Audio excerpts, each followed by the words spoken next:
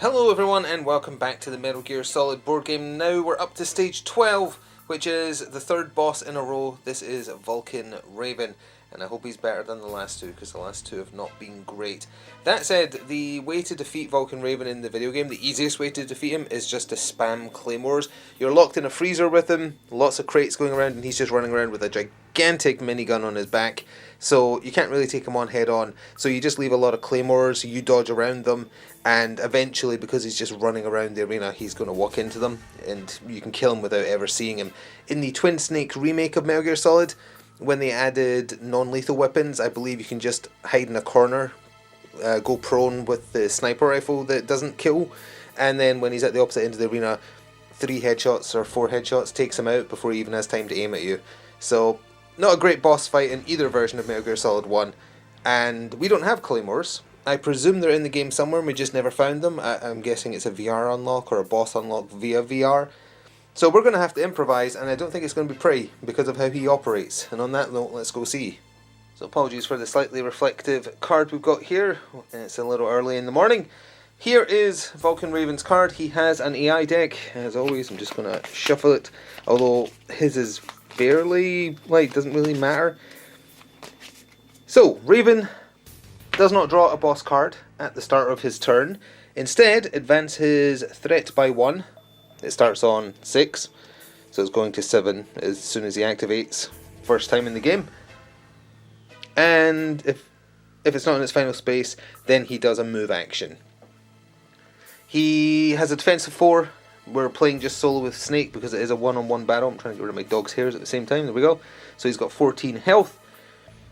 Raven moves the number of spaces equal to his current threat, so eventually he's going to be moving 12 spaces. That is roughly how he activates in the game. He really does start sprinting around as he gets closer to death. Every time he lands on one of those rotation symbols, which we're familiar with the sneaking missions, you reveal and resolve the top card of the boss deck, and that will tell you how to turn him. And he turns 90 degrees each time. If he would move into a wall, he turns in the direction of the closest path and continues his movement. Attacking. Anytime Raven has line of sight on a player on his turn, he will immediately attack. He starts with 2 dice, and then he gets 3 as well, which again is not a good thing. I don't think any enemy should do 3 dice to you when you've got less than a 50-50 chance of each one being a hit, but whatever. 9 plus threat, that's what it's saying. And then retribution. After a player completes an attack that dealt damage, he turns and Raven, that is, turns and faces the attacker if they're in line of sight. If he was dealt 2+ damage from an attack on a player's turn, you reveal and do the reaction on the top card of his AI deck, then return that to the bottom of the deck. So, I don't have any claymores, which means I'm going to hit him and he's going to turn and face me. Now I have to do an action in his line of sight for him to actually shoot me, which means I can then use an action to get out of the way, but because he turns to face you, it means he's going to come at you.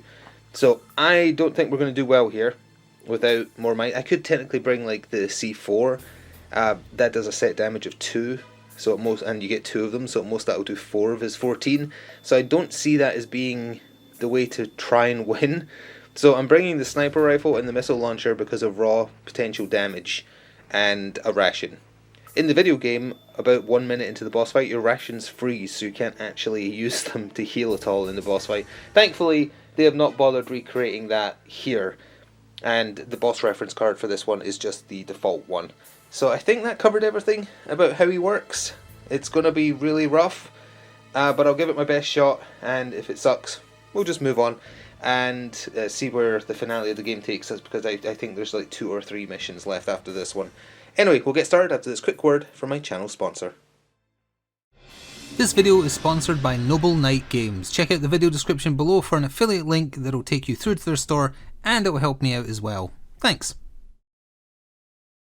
And so, as the boss battle begins, this is the situation we find ourselves in, and it's worth noting, if I was to immediately dash here, Raven would shoot us. I could then fire at him, sure, but he would fire at us again.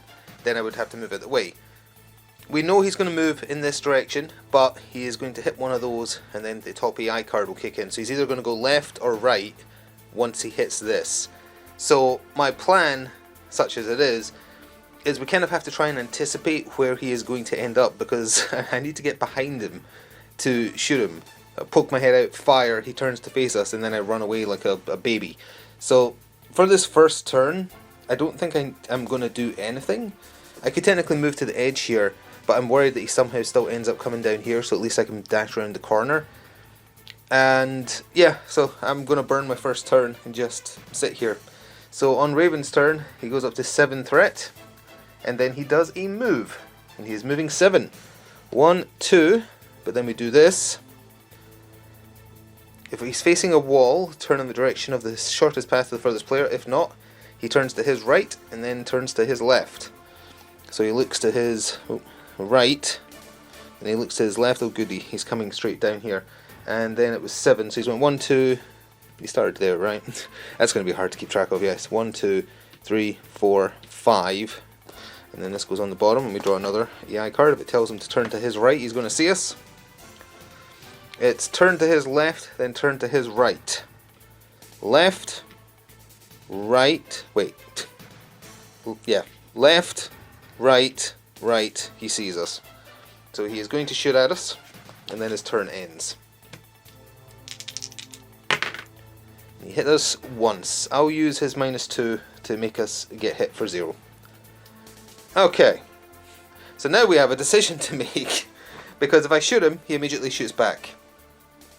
If I dash around the corner, I'm out of line of sight, he will not counter, just so we're clear how he works. I need to do damage to him. So, sure, let's launch the missile at him. I'm not going to bother putting it on the table because it just travels till it hits something, so it's going to hit him. So he's going to hit us. I'll just cover that now. He's hitting us for 1. Could be worse. Actually, can I influence his dice with I Work Best alone? No, it has to be only my dice and only when using a weapon. Fair enough. So he's hit us for 1, and then I hit him. Oh, wow, that's actually pretty good. Hit him for 3. I have 2 missiles left, and I have 3 actions. Dash, so he won't counter because we're out of line of sight. Dash, and then I have to try and work out how is he going to move. He's going to be moving 8. So he's going to move there. It's probably going to send him up here. And then, I mean, where is it going to send him? Oh, actually, okay, so let's go. That's dash, and then that's my final action. I'll use my sneak 1 step. Well, I'm not sure if he's going to start his turn on a rotation. Does that mean you have to immediately draw an AI card? I don't think they covered that eventuality of him seeing you while he's on one of those symbols. It moves on to. It specifies move on to. So yeah, he's not going to draw an AI card yet. So yeah, I'll sneak there in case he ends up here and still shoots me. At least I immediately can get out of the way again. Sure. So Raven's turn. Threat goes up. He's moving 8. 1, 2, 3. Turns to his right. And if he was facing a wall, he would turn again. So that was 3, 4, 5, 6. Oops. He's turning to his left. We got lucky. 7, 8. Got very lucky actually, because if I shoot him in the back, I don't think he's protected from the bonus damage Snake does in a sneak attack. I think that's only VR bosses in VR. I'm going to go double check because we're definitely shooting him in the back. Alright, I went and looked, and I was thinking of Snake's silent takedown, which is VR bosses are immune to it. I don't think it specifies bosses are immune to it, hilariously, but the reason it specifies VR bosses are immune to it is so you can't get behind them and instantly take them down. Oh, you know what? They don't need to tell you, because silent takedown is covered by the boss reference. That's how they're immune to it in boss fights. So they're not immune to sneak attack, which is important, because we're going to shoot him in the back. Both our weapons do 3 white dice of damage, but I'm going to use the sniper rifle because we're in an advantageous position, and annoyingly it takes 2 actions to fire once, which sucks, but hey, let's give it a go. Good enough, actually. Let's make it better. We'll use our +2, and we'll make that 3 damage, but sneak attack kicks in. We shot him in the back, so it's actually 4 damage. So I'll take this 1 away and turn it into a 5. That makes the alert sound go off, I guess, because that automatically triggers him to turn around. Now we have to complete an action with him facing us for him to counter us. So now I just need to decide how am I running away. And then we're going to need to take a turn to replenish our focus tokens, I think. He's at half health now, by the way.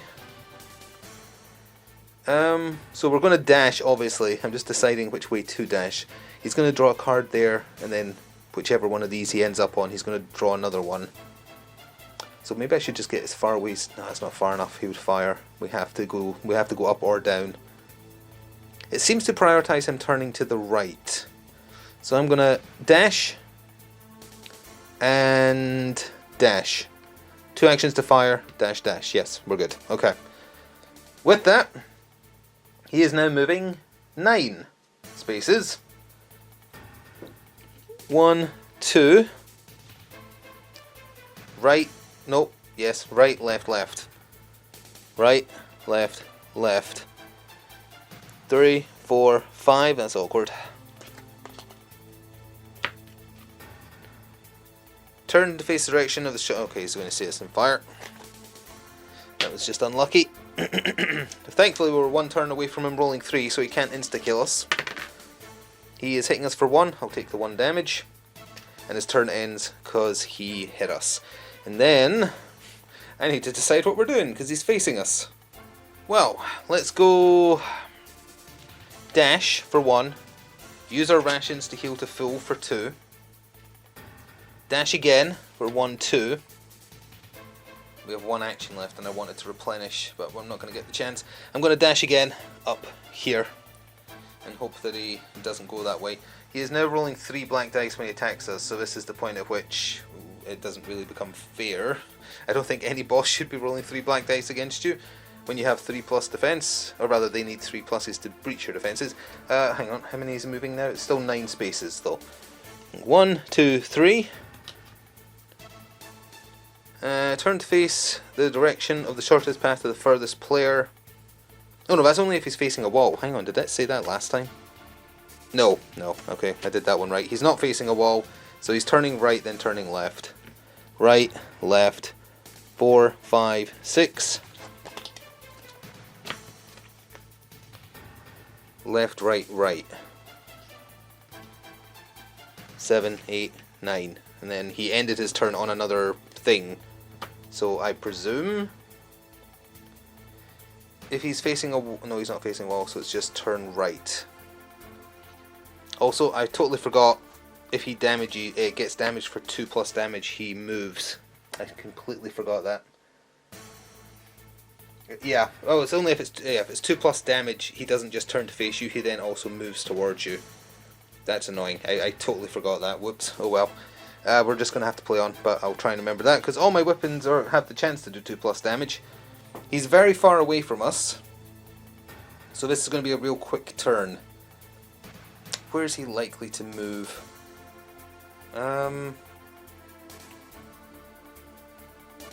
He's going to walk into this wall, he's going to be forced to turn around and immediately stand on that, so he would have to draw an AI card. I'm going to dash to here, and then we're going to replenish all 3 of our missing focus tokens. And that is my turn. And he is now moving 10 spaces. So 1, 2, turn left, 3, 4, 5, 6, 7, 8. 2 spaces left after however this moves him. Right, left, left. Right, left, left, but he's facing a wall. If he's facing a wall, turn to his left. Oh, he's going back that way. 1, 2. He's miles away from me, that's unfortunate. And I can't even get into a firing lane. It's going to be another boring turn then. He's going to be moving 11 spaces in a minute. I guess we'll... I'm not sure. I guess I'll dash up to here and I'll just wait and see what he does, because I'm not sure what else to do. And yeah, okay, so he's moving 11 now, that's fun. 1, 2, 3, 4. Turn to face the direction of the shortest path. So he's moved 4. 1, 2, 3, 4, 5, 6, 7, 8, 9, 10, 11. 1, 2, 3, 4, 5, 6, 7, 8, 9, 10, 11. It's a draw. I'll just keep going. So that was... I've already forgotten what I said now. Was that 4? 5, 6, 7.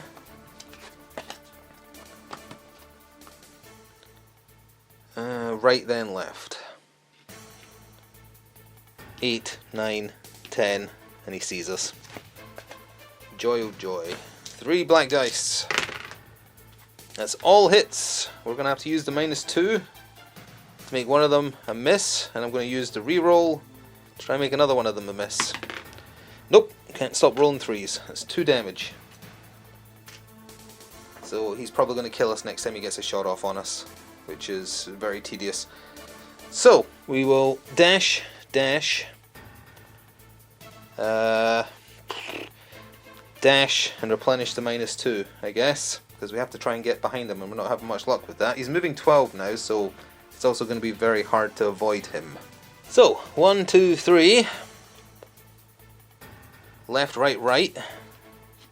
He's facing a wall. Go right. 4, 5, 6, 7, 8, 9. Are you kidding me? He's going to look at us. 9. His left. He's not facing a wall, but he is immediately going to turn. So 9, and then yeah, he saw us. Well, this is it. Oh, he has for 1 damage. We're alive on 1 health. That was very lucky, but once again, I can't do anything during my turn. So I'll dash, dash, dash, dash. Why not? We'll hide in a little alcove here and see if we can hide from him. So, 1. Turn to the left. We're not going to get away from him. Fine. 2, 3, 4. I think this is it. Boys, I think we're done again. Yep. He's turning to left. Sorry, turning right, left, left, actually. Oh no, but we are right. No, we're left. Right, left, and then left. Yeah, unless he rolls 3 1s and 2s here.